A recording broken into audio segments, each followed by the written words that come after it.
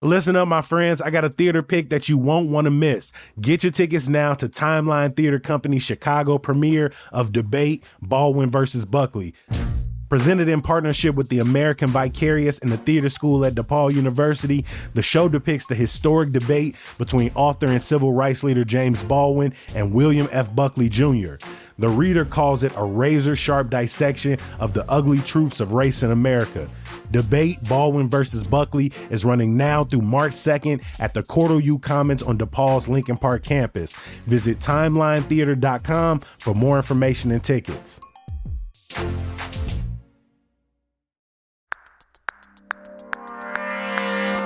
Today on CityCast Chicago, here's a classic Chicago scene in 2025 you might find yourself in. Say you walk into a bar or like a taco spot that you ain't really familiar with, but it's a neighborhood joint that's been around forever. You reach for your card to say start a tab or pay your bill, and the person behind the counter, probably rolling their eyes, refuses the card and says cash only, while also not so subtly pointing out all of the signs around them that also say cash only. Well, despite the trend of more spots and restaurants going cashless, Chicago still has a surprising number of cash-only establishments, and some have no plans on changing anytime soon. Why? Well, CityCast contributor Leigh Giangreco has been talking with some owners, at least the ones who was willing to go on record, to learn a little bit more. It's Wednesday, February 12th. I'm Jacoby Cochran, and this is what Chicago is talking about.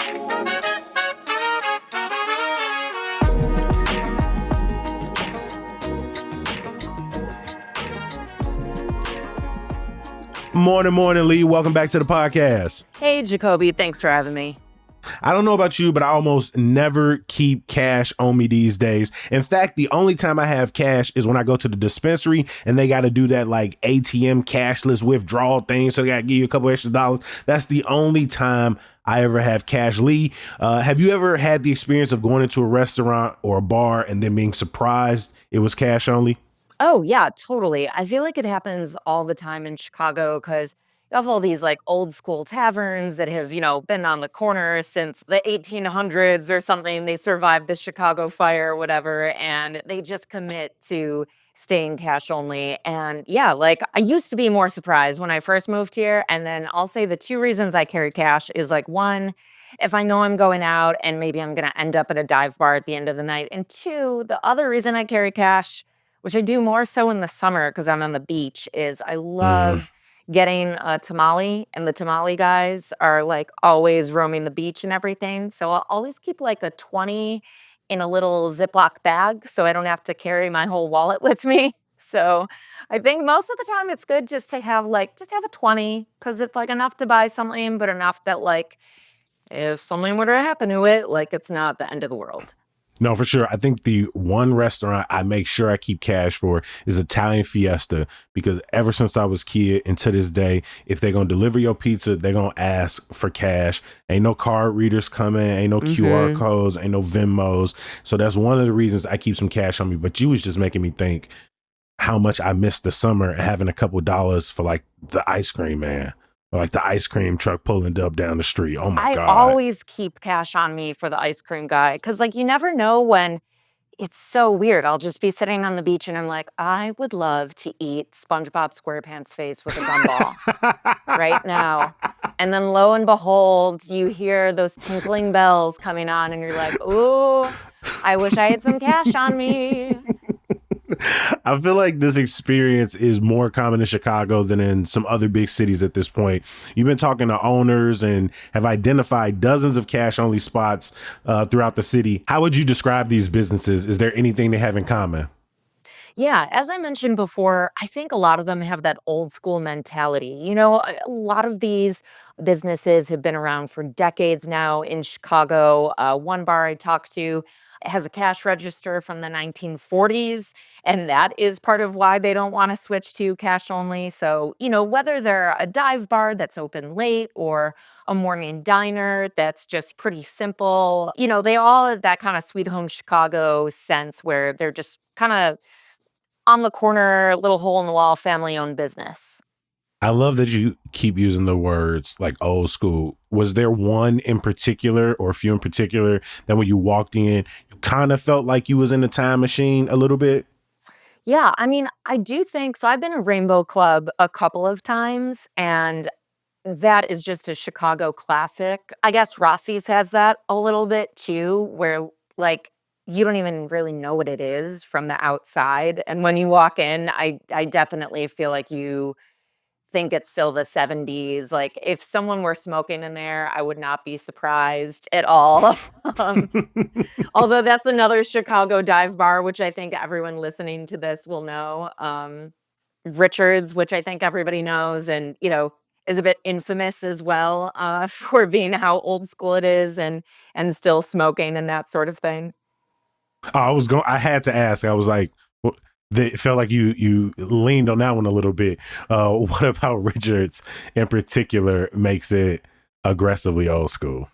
Well, yeah, I mean, the smoking thing for sure. That was a big deal in the early days of COVID as well. They were sort of scofflaws. So I think maybe it has a place in sort of Chicago myth as well, where we think of it as like almost from this different time of Chicago, this like rough and tumble Chicago.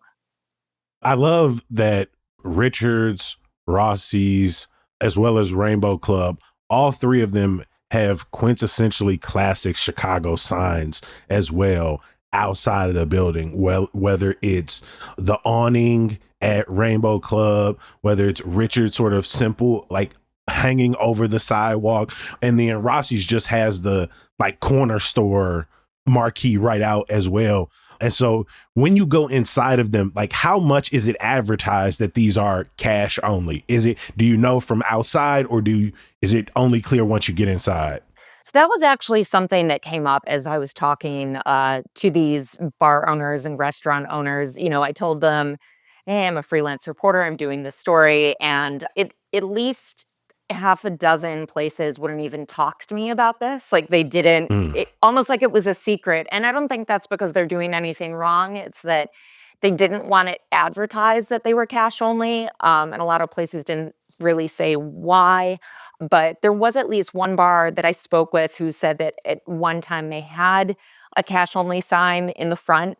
And then I think it was like a retired cop who told them, "Hey, you really shouldn't have that out there." And they doubted it. And then like later that day, they were like, "Take the sign down." Mm. So I think a lot of these places, it's more like either you know the gist of it if there's an ATM there, or you just know because these are neighborhood spots that again have been here for decades. So it's kind of like if you know, you just walk in and maybe the bartender will just like pop it up on you. But yeah, I think like especially now in the past couple of years as crime has risen, there's the fear of, being targeted by robberies or that sort of thing.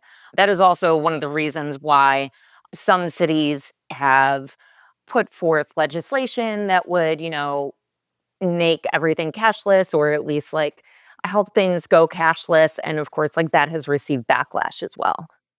I was going to ask, what is driving the trend towards cashless? Because coming up, I was aware of cash only. And obviously, you could still use cash as an option or your card or whatever the case may be, even now with phones. But it feels more and more recent that people are saying we don't accept cash at all. What's been driving that?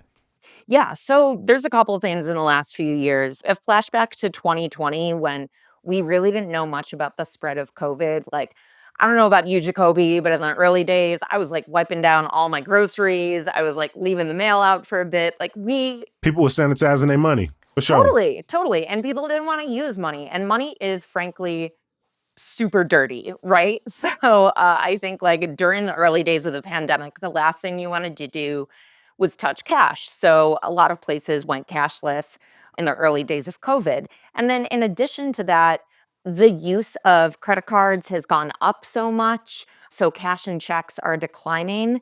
There was a study cited by USA Today that said use of personal checks declined to 3% of payments made in 2023, down from 4%.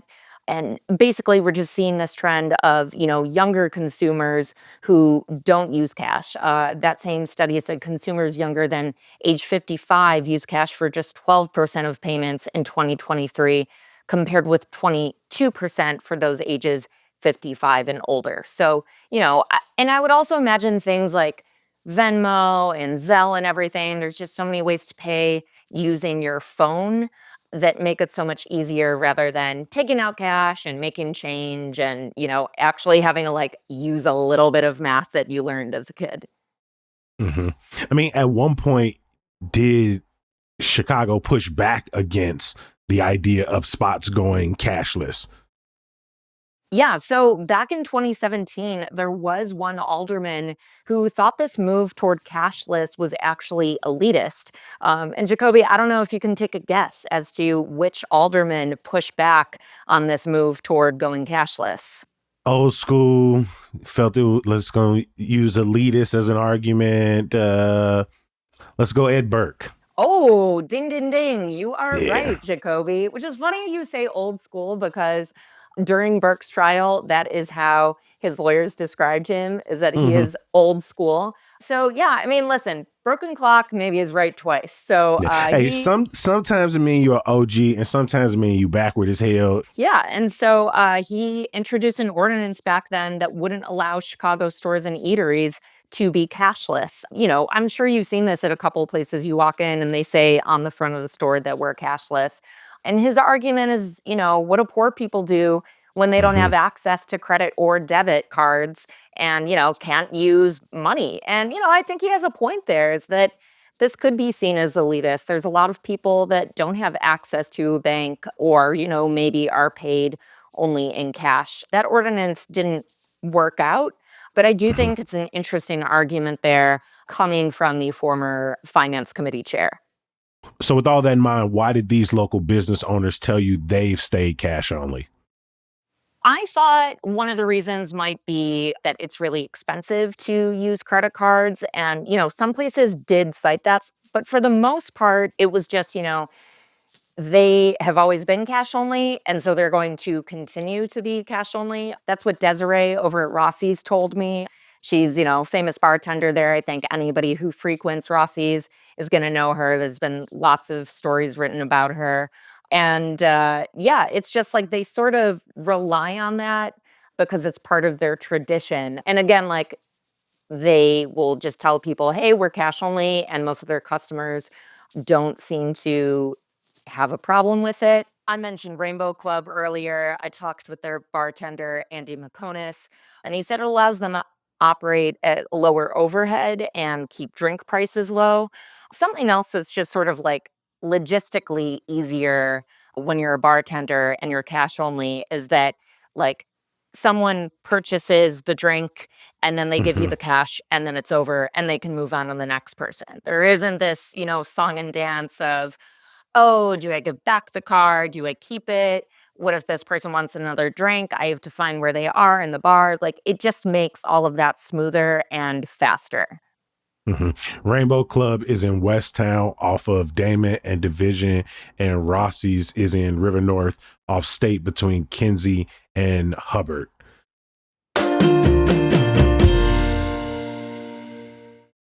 What's up, y'all? I got a couple quick questions for you. Have you ever wanted to learn how to make your own book plate? What about study the history of flamenco? Maybe take a writing workshop? Well, you can explore your curiosity at the Newberry Library by taking an adult education class this winter. The classes are led by experts and they're available online, if you're trying to learn in your pajamas, or in person if you're trying to go out, learn, and meet some new friends potentially. Adult education classes at the Newberry can help you jumpstart or elevate your learning. I got a couple more examples if you ain't convinced yet. You can reinterpret historical photographs of Native Americans, learn about the ins and outs of translation, and so much more about music, history, literature, and art. Adult education has been a tradition at the Newberry since the 1890s, so don't wait. Register now at newberry.org. Just click on Learn and Adult Education Classes to get started. Plus, enter promo code CityCast to get a 10% discount on your class. That's newberry.org, promo code CityCast.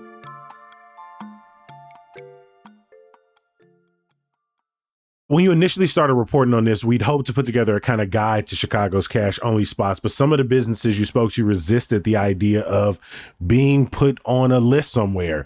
Why is that? Yeah, again, as I mentioned earlier, I think a lot of people are spooked by some of these robberies. They just don't want it out there that they're cash only. So having a full list of like, here are all the places to rob in Chicago, weirded them out a little bit. Honestly, I've also never had this type of experience with any reporting. And, I say this as someone who literally used to like cover the military industrial complex where people wouldn't talk to me unless I saw them in person. Like, I had a bunch of bartenders that said, like, "I'm not comfortable talking about this over the phone. You gotta come see me in person." So, I think that also illustrates some of the paranoia. And I did ask a couple of people, like, "Hey, are you worried about getting robbed?" And probably the most interesting answer I had to that question was Wright's Liquors.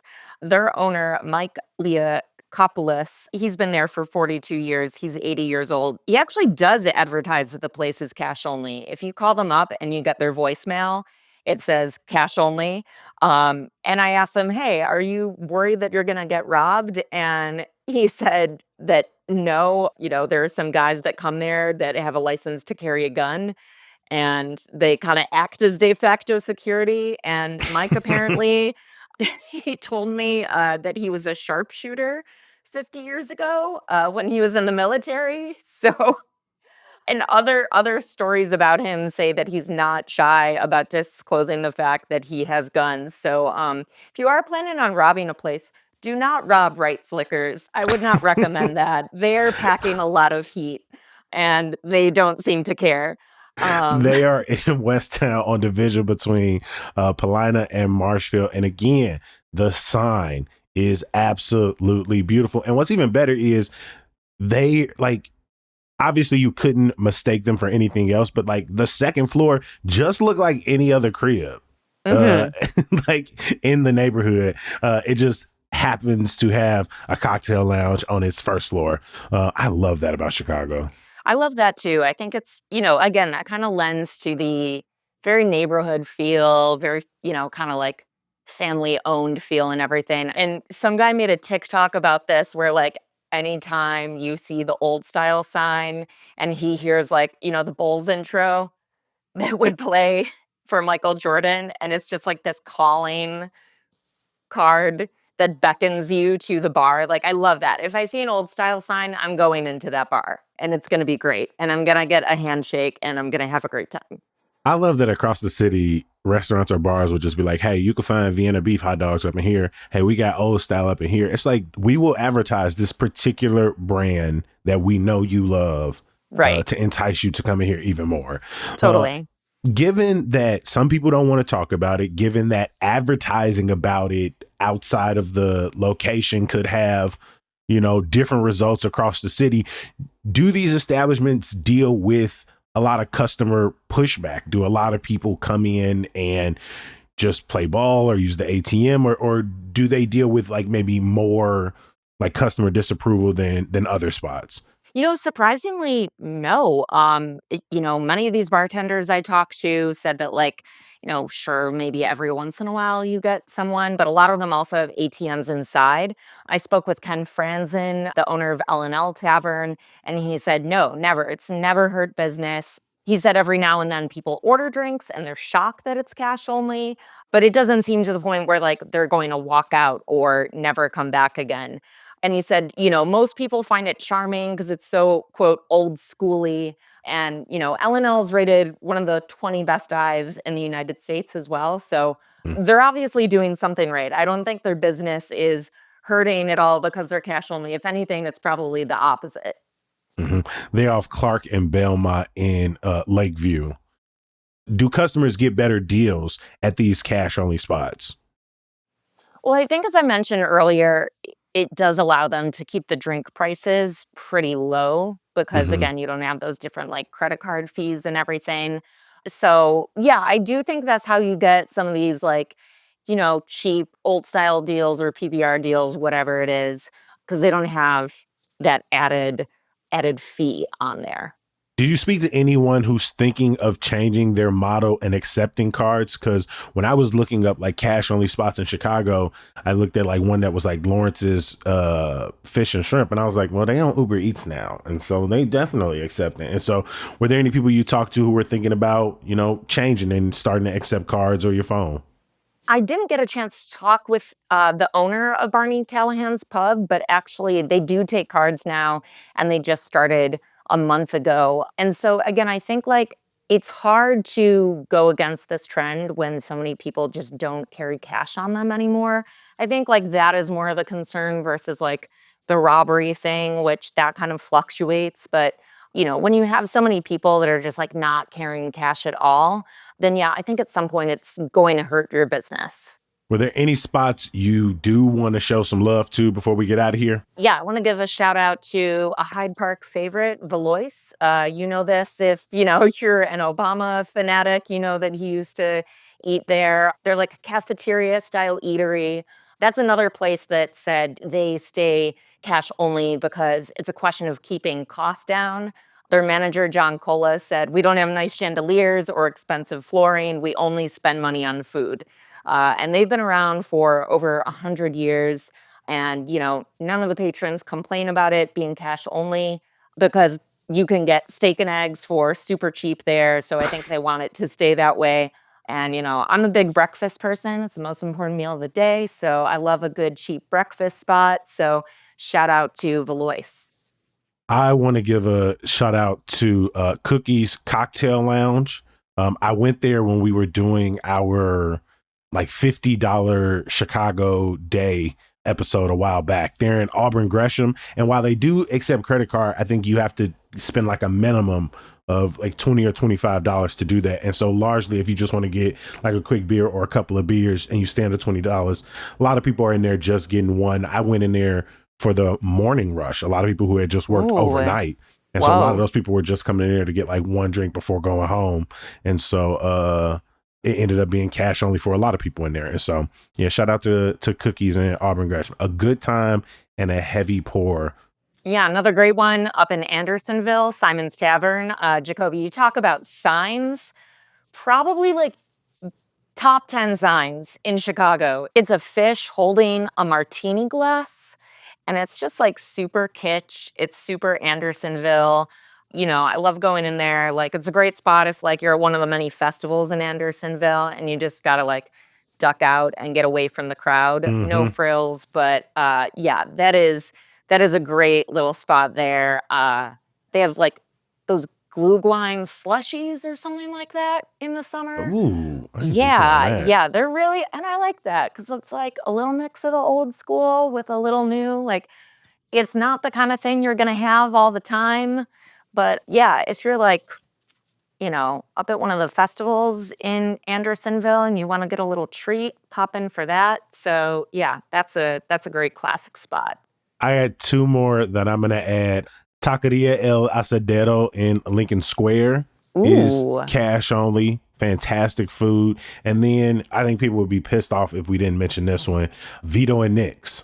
Proudly cash only on their website, still sits there. And they're over in Ashburn, open since 1932. Amazing. So yeah, as I mentioned, these places go back. Yeah, I was going to say, I see why they stuck with the tradition. Yeah. Oh, I love a good taqueria up on the north side too, it's weird. Any taco in Chicago is going to be better than any taco that I've ever had in DC, but like a Pilsen taco blows a north side taco out of the water for the most part. So when there's like a good one in like Lincoln Square, I'm like, ooh, interesting. As always, no City Cash Chicago list is complete without your suggestions. You know where to find us. Reach out at 773-780-0246. Leave us a text or a voicemail. Leave us your name, your neighborhood, and your cash only spot you want to add to the list. Join me in thanking our guest today, City Cast contributor Leigh Giangreco. Always good to see you. You too, Jacoby. Thanks.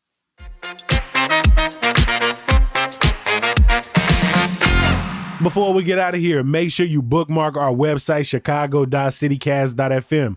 There, you can sign up for our daily newsletter, Hey Chicago. You can Check out our packed events calendar, and you can enter a chance to win $250. All you got to do is take our annual audience survey. We want to hear from you, the people who listen to CityCast Chicago, the people who read Hey Chicago. We want to know what you like, what you think we can do better, some of your favorite episodes. We want to learn a little bit more about you, who you are, where you live, what you love about the city. Ultimately, 4 years in, we're still trying to grow, figure out how to do a better job. How can we keep being creative, innovative, doing things a little bit different? And we need your help in doing that. So please go to chicago.citycast.fm and take our audience survey now. You know we can't get out of here without some good news. Crying at the Shed Film Festival starts tonight and runs through Friday at the Salt Shed. Presented by the Music Box Theater and supported by the Chicago International Film Festival. You can catch showings of The Tree of Life, Boyhood, Romeo and Juliet, and more. Check the link in our show notes for more information. As always, we appreciate you for listening and reading. We're going to be back bright and early tomorrow. We'll talk to you then. Peace.